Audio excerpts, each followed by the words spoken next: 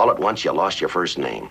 You're a cop, a flatfoot, a bull, a dick, John Law, you're the fuzz, the heat, you're poison, you're trouble, you're bad news. They call you everything, but never a policeman. Maybe she's right. Behind that cool, no-nonsense face of Joe Friday, Jack Webb carried a secret he kept locked away until the very end. Beneath the fame and calm exterior was a man holding on to grudges that burned for decades. When his final days came, Webb finally opened up and dropped 5 names he swore he'd never forgive. These weren't random people.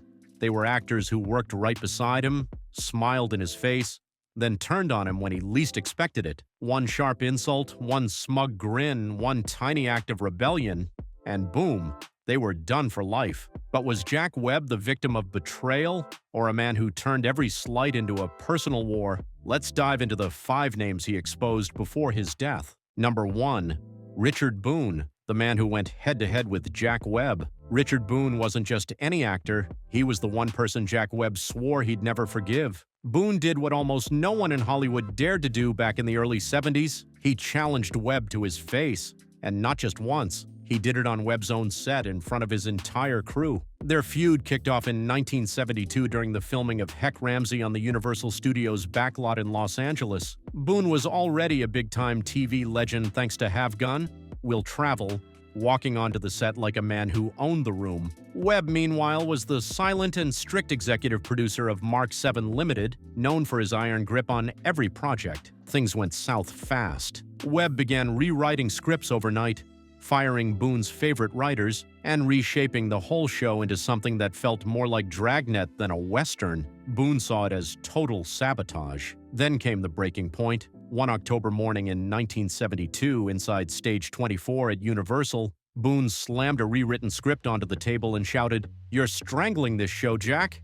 The moment Richard Boone slammed that script, the entire studio froze. You could feel the air tighten, not a sound, not a breath. But Jack Webb didn't flinch. He stood there, cold as stone, refusing to back down. Webb believed the show needed strict discipline, while Boone thought Webb was choking out every drop of creativity and heart. Things hit the boiling point when Webb fired director William Wyard, Boone's longtime partner in crime behind the camera, and that was it. Boone exploded, storming to NBC execs and shouting that Webb was running the series like a military drill. That quote spread through the studio faster than wildfire, and Webb was furious. By early 1973, their feud had grown so heated it nearly turned into a full-on brawl. During one tense meeting inside Webb's Mark 7 office on Lancashire Boulevard, Boone reportedly stood up, pointed straight at Webb, and said, "I don't take orders from a man who doesn't trust his own actors." The room went silent again. No one dared move. From that moment on, Webb labeled Boone as unmanageable, a word he almost never used. Their relationship collapsed completely, and by the final season, they refused to even speak directly, passing messages only through assistants. NBC executives later confessed the truth. Heck Ramsey didn't get canceled because of ratings. It ended because the set had become a war zone. To Jack Webb, Richard Boone was the ultimate enemy. Emotional, rebellious, unpredictable, and completely unwilling to bow to his authority. Boone stayed in Webb's mind until his dying days, the one man he hated without hesitation. William Conrad never saw it coming, and that's exactly why Jack Webb's betrayal hit him like a freight train. This wasn't one of Webb's usual on-set explosions or power moves. No, this one cut deep because it was silent, calculated, and done behind closed doors. A single decision turned what had been friendship and respect into humiliation that echoed through the entire radio world. It all started back in 1951, when Dragnet ruled American radio. Conrad's deep, booming baritone wasn't just part of the show, it defined it. He was Webb's partner, his voice of intensity, the man who carried the show's emotional weight. Listeners adored him, advertisers couldn't get enough, and NBC executives were sure Conrad would naturally move into the television version when Webb announced it was coming to TV in the fall of 1952. But Jack Webb had other ideas, and he didn't give anyone a heads up. No warning, no phone call, not even a polite meeting. Out of nowhere, Webb cast Ben Alexander as the new TV partner. Conrad didn't find out from Webb himself. He found out from an NBC secretary. Imagine that kind of slap in the face. It wasn't just a professional snub. It was public humiliation in front of the entire industry. That same day, Conrad vented to a colleague at CBS saying, "Jack didn't even look me in the eye. He just erased me." Those words spread like wildfire through the Los Angeles radio scene. Soon, whispers hit the press, rumors claiming Conrad had been dropped because he was too heavy and not TV material. That rumor enraged Webb. He hated gossip more than anything, and once he heard the talk, he blamed Conrad for starting it. Studio techs from the old Sunset Boulevard radio studios later shared that Conrad tried reaching out twice in early 1953. Both times, Webb ignored the calls completely. Webb reportedly told his assistant, "We're not opening that door again." That was it. The friendship was dead. And when Dragnet blew up on television, becoming a full-blown national sensation, the bitterness only grew deeper. Week after week, William Conrad had to sit back and watch Jack Webb shine in the spotlight of a franchise he helped build. That sting never faded, and that's why Conrad never forgave him. In return, Webb erased Conrad completely, never mentioning his name in public again. Number 3, Harry Morgan, the quiet partner who unknowingly stepped into a silent war. Who could have guessed that the calm, respectful teamwork between Jack Webb and Harry Morgan would eventually crack under pressure? On screen, their chemistry looked flawless, two steady professionals,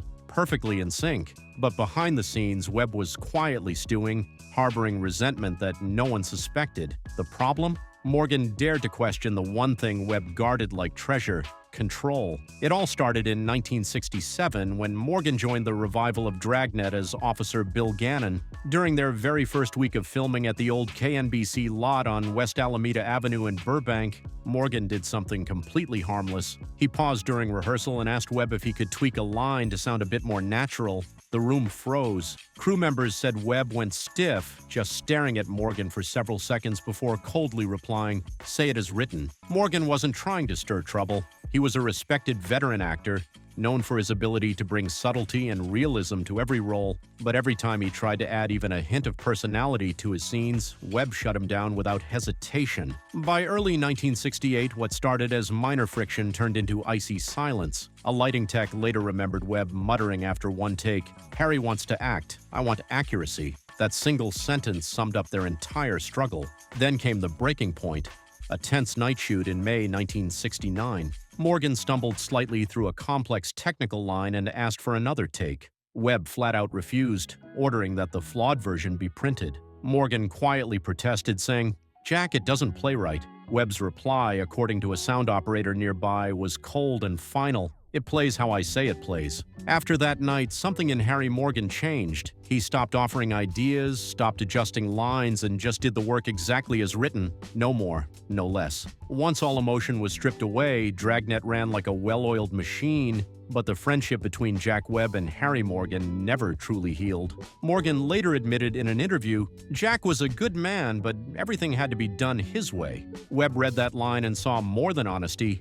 He saw an insult wrapped in politeness. Even though the two men finished the series like professionals, Webb never let it go. Deep down, he resented Morgan's quiet defiance until the day he died. Number 4, Robert A. Sinider, the creative partner who turned into Jack Webb's fiercest rival. The moment Robert A. Sinider dared to challenge Jack Webb's idea of realism, their partnership started crumbling from the inside. They were supposed to be allies, two visionary minds shaping the next big wave of TV drama. But by 1971, during the earliest meetings for Emergency, Sinider became the one collaborator Webb couldn't stand, for a reason no actor had ever caused before. He didn't just disagree with Webb, he challenged him publicly in front of everyone. Their first big clash exploded during a late afternoon meeting inside Universal Studios Building 24. Sinider pitched a story based on a real case from the LA County paramedic logs, a paramedic freezing up during a traumatic call. Webb shot it down immediately, snapping, "Paramedics don't freeze." But Sinider didn't back off. He fired right back, saying, "Real people break, Jack. That's what makes them human." That one sentence lit a fuse that would never burn out. From that day forward, Webb saw Sinider not as a partner, but as a rival, someone who dared to question his authority in front of an entire room. What was once a creative alliance turned into a quiet, relentless battle for control, and neither man was willing to blink first. By early 1972, as Emergency started filming on the Universal backlot, Jack Webb's patience was hanging by a thread. His frustration with Robert A. Sinider had reached a breaking point. Webb complained that Sinider was twisting the show into some kind of soap opera sentiment, while Sinider fired back, accusing Webb of stripping every script of its humanity. One script supervisor from episode 5 remembered a moment that stunned everyone. Webb grabbed a red pen, stormed into the writer's room, and slashed through 3 full pages right in front of the entire staff, saying, "Facts first, feelings second." Senator didn't say a word. He just slammed his notebook shut and walked out. The tension was so thick you could practically feel it vibrating through the studio walls. As production moved forward, Senator tried sneaking more emotion back into the scripts. A few heartfelt pauses, deeper reactions, little human touches, but Webb wasn't having it. He sliced most of them out during editing, leaving the episodes as cold and clinical as ever, so Senator fought back in his own way. He started showing up on set more often, standing quietly behind the camera and whispering to the actors, "Play it real. Don't play it cold." Webb found out, and he was furious. Within days, he officially banned Senator from the shooting floor unless personally invited. By late 1973, NBC executives tried to step in and broker peace between the two. The meeting? It lasted barely 13 minutes. Webb refused to bend, demanding strict procedural accuracy above all else. Senator stood firm, insisting that audiences needed characters, not robots. When the meeting ended, Webb reportedly told a close colleague, "Senator wants drama. I want truth. We can't both win." They kept working together only because Emergency was a hit. The ratings were too strong to walk away. But behind the scenes, the respect was gone, replaced by quiet hostility and professional coldness. By the final season, the two were barely speaking, communicating only through assistants. Privately, Webb described Senator as the man who turned realism into argument. To Webb, Senator wasn't just a creative partner gone wrong, he was the one mind he could never fully control, and that made him unforgettable in what many called Jack Webb's gallery of grudges. Herb Ellis wasn't just any actor Jack Webb ever fired, he was the first, and the one Webb never stopped resenting. Their working relationship collapsed inside a cramped radio studio on Sunset Boulevard in late 1952, leaving scars that never healed. Ellis wasn't just a background player, he was the original Officer Frank Smith, Joe Friday's right-hand man back when Dragnet ruled the radio waves across America. That's exactly why their fallout cut so deep. Ellis helped build the foundation of Dragnet's legendary two-man rhythm, that sharp back and forth that made listeners feel like they were hearing real cops at work. So when Webb started shifting Dragnet from radio to television, Ellis assumed he'd make the jump too. It made perfect sense. He was part of the formula that worked, but Webb had already made up his mind. He wanted a new face for TV, someone softer, easier to control. That man would turn out to be Ben Alexander. The breaking point came one night during rehearsal in October 1952. Ellis stopped at mid-scene. Frustrated with a new rewrite that made his dialogue sound stiff and mechanical, he said it felt like robotic procedure talk. Webb immediately halted the rehearsal, turned to him coldly and said, "The lines are correct. Your attitude isn't." The room went silent, but Ellis didn't back down. He stood his ground, telling Webb, "A partner needs personality, not just a badge number." That one line sealed his fate. Webb didn't say another word that night, but 3 days later, Ellis was called into the Mark 7 office on Cahuenga Boulevard. Webb delivered the news himself. Ellis was out. No discussion, no second chance, just gone. For Herb Ellis, it wasn't just a firing, it was complete erasure from the world he helped create. Webb replaced him, rewrote history, and never mentioned him again. And behind Webb's calm, controlled exterior, that resentment never faded. It lingered quietly, marking Herb Ellis as the first name in Jack Webb's lifelong blacklist. In a 1960 radio interview, Herb Ellis didn't hold back. He said straight up, Jack wanted obedience, not acting. That one quote hit Hollywood like a thunderclap. The moment it spread through the industry, Webb took it as pure betrayal, and he never forgave Ellis for it. When Dragnet made its big move to television later that same year, Ellis was completely erased from the picture. He wasn't invited, wasn't credited, and wasn't even mentioned as the original Frank Smith. Webb made sure his name stayed out of every conversation. Even NBC executives tried to step in, suggesting Ellis could at least appear in a guest role for old time's sake, but Webb shut that idea down instantly. According to one Mark 7 production assistant, Webb snapped, "If he questioned me once, he'll question me again." That was it. Ellis was permanently blacklisted from Webb's universe. Over the years, Herb Ellis kept working, landing steady gigs, and earning respect in the industry, but the sting of that fallout never faded. He once told close colleagues that after being fired, he never got so much as a single phone call from Webb, not even a brief word of closure. And on Webb's side, silence. He never spoke Ellis's name again, not once. Now that you've heard the 5 names Jack Webb could never forgive, what do you think? Were these actors really out of line, or did Webb create the enemies he feared most? Drop your thoughts in the comments, hit that like button if this story shocked you, subscribe for more behind-the-scenes Hollywood drama, and I'll see you in the next one.